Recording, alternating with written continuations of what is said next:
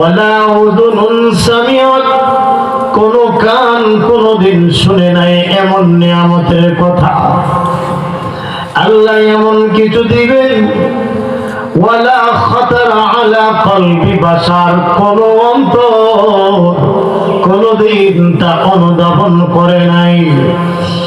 আল্লাহ এত বড়, আল্লাহর পুরস্কারটা এত বড়, আল্লাহর অনুদানটা এত বড়, কোন চোখ কোনদিন দেখে নাই, কোন কান কোনদিন শুনে নাই। আল্লাহর নিয়ামত এমন ভাবে দিবেন যে কোন অন্তর কোনদিন কল্পনা করে নাই। সুবহানাল্লাহ। আল্লাহর দেওয়া এত বড়। ও রোজাদারেরা, ও রোজাদার বান্দা বান্দিরা, তোমাদের জন্য আল্লাহর জান্নাতকে সুশোভিত করা হয়, সুসজ্জিত করা হয়। জান্নাতের গাছপালা, পাতা পল্লবগুলো নড়াচড়া করতে থাকে, হেলতে থাকে, দুলতে থাকে, আর মধুর সুরে একটা আওয়াজ, গুনগুন একটা আওয়াজ বইতে থাকে। জান্নাতি হুর পরীরা এরাও সুসজ্জিত হয়।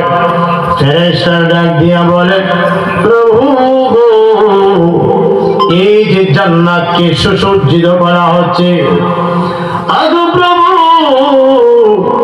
হুর গিলমানেরা সুসজ্জিত হচ্ছে, এই যে এত সুন্দর করে সাজানো হচ্ছে জান্নাত, রব্বুল আলামিন আল্লাহ কেন গো আজকে বলে, তোমরা জানো না আজকে রমাদানের প্রথম দিন শুরু হয়েছে। রমাদানের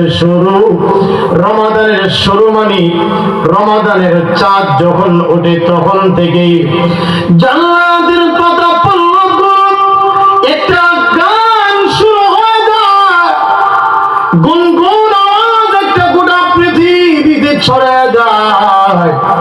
এটা রোজাদারদের সম্মানে আল্লাহ রাব্বুল আলামিন জান্নাতকে সাজায়।